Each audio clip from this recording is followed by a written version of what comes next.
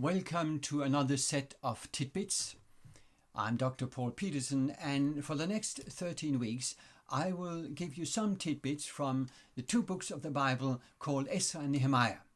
They are both describing events taking place during the Persian Empire, and they're both speaking about the people of God coming home.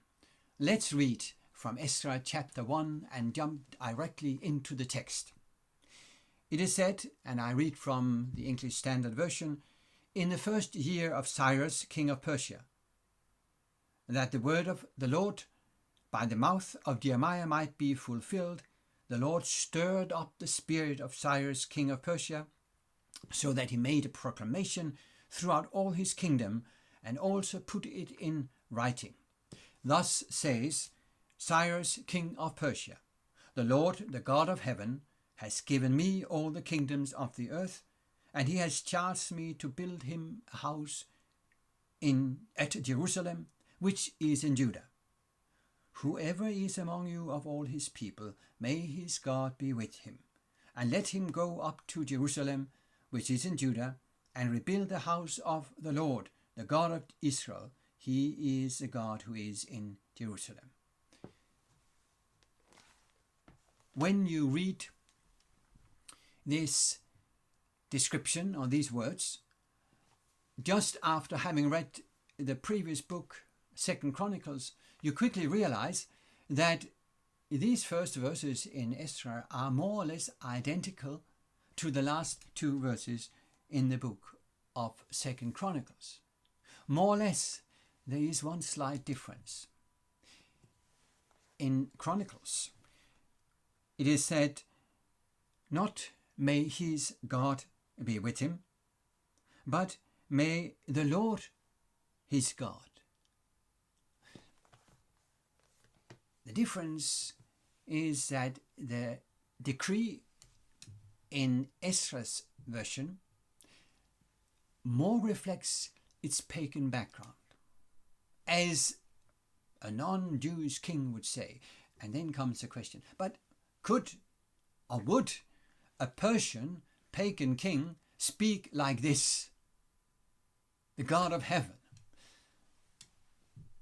And the answer is yes.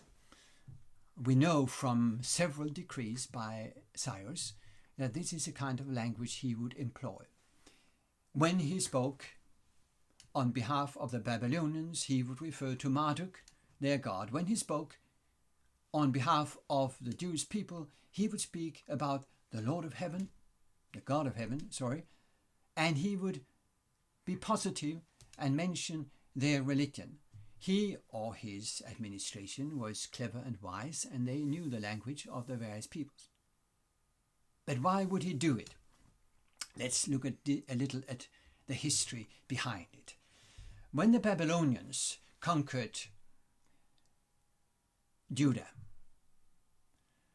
their strategy was to weaken the kingdom of Judah so that it was unable to support any rebellion.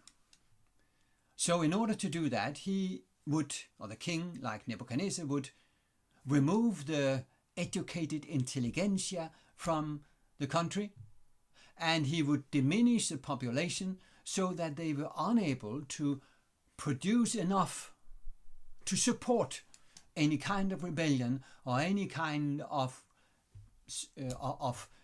working together cooperation with, for instance, the Egyptian Pharaoh. So the Babylonians would weaken the boundary areas of their empire. But the strategy of the Persian Empire was directly opposite.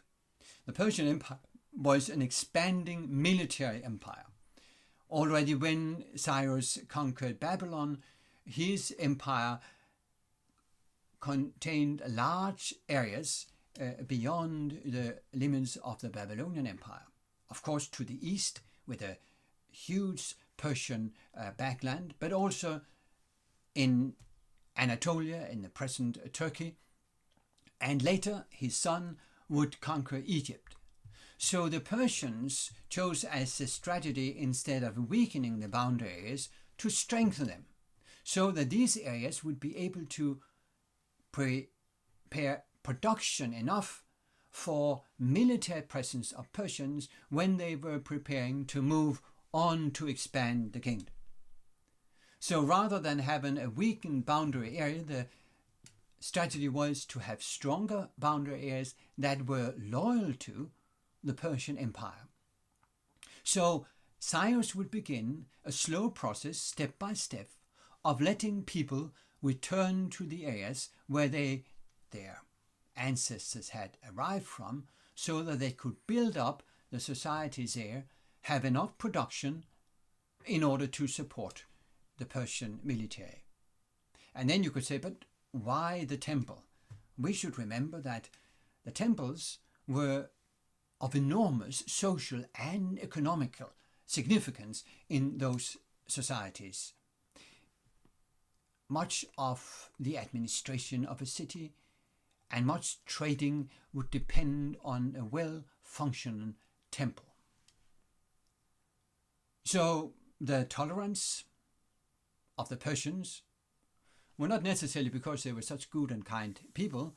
It had a political purpose. It was a wise move, and it certainly made the Jews fairly loyal to the Persians. Now, back to the Bible. When the Bible tells this story, it doesn't tell it as a secular story. It tells that it was God who stirred up the mind or the thinking or the spirit of the emperor.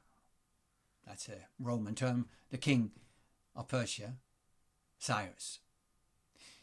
When that is said, Ezra is here referring to an expression that is prominent in the book of Isaiah, where the Lord is stirring up from the east Cyrus in Isaiah 41:2, and there are several other places where the same verb for stirring up, the Hebrew ear in Hifil form, is used.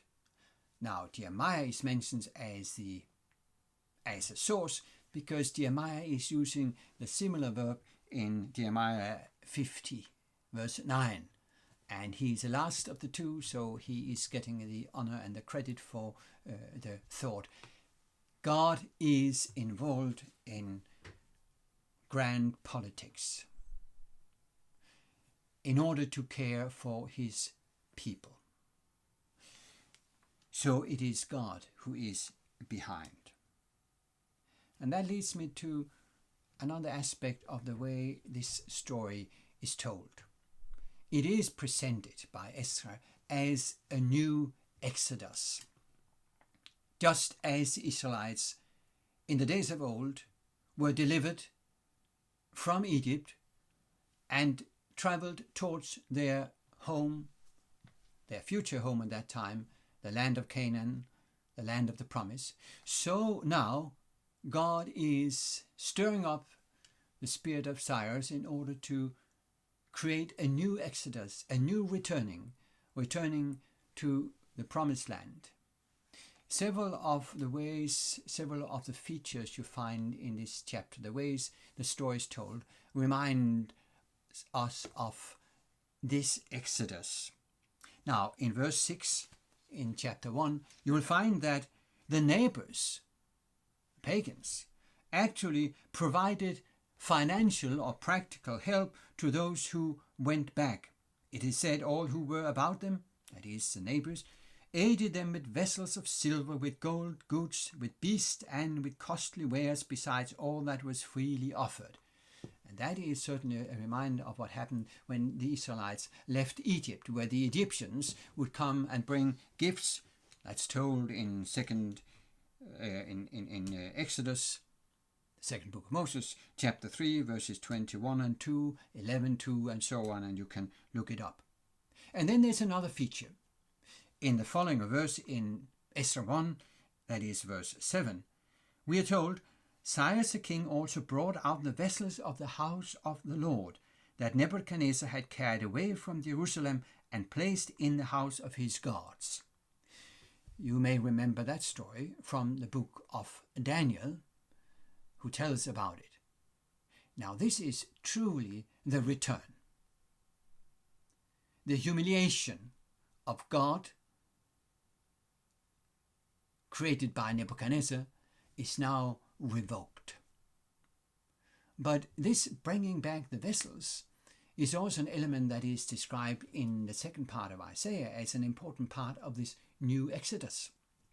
In Isaiah 52 verse 11 and 12, we are told about those who are carrying the vessels when they leave. So this is another reminder of the Exodus. 2 items more. In verse 8, the text mentions a prince of Judah called Sheshbazzar. Scholars ponder who he is. Maybe the first governor. Some would say he may be identical to Zerubbabel. That is another name for Zerubbabel, who certainly shows up more prominently in the narrative. And that may be the case. Many people back then had two names, even though these both are Babylonian. But why is he called the Prince of Judah? Not necessarily because he was from a royal house, but because this title is used in the description repeatedly in Numbers, in Pentateuch, when describing the various tribes. So it is a reminder of the Exodus event. And lastly, of course, chapter 2 has a list of numbers. There's a reason that the book of Numbers is called Numbers. That's because it contains two times where the people of Israel were counted. And this list now in Ezra certainly is a reminder of that event back in time. God is now bringing back his people, bringing them home once again. It happens step by step. There are several decrees, several interventions, and this story is what Ezra and Nehemiah is all about. Thank you for listening to this first tidbit from Ezra and Nehemiah. I'm Dr. Paul Petersen, and I'll be happy to see you back.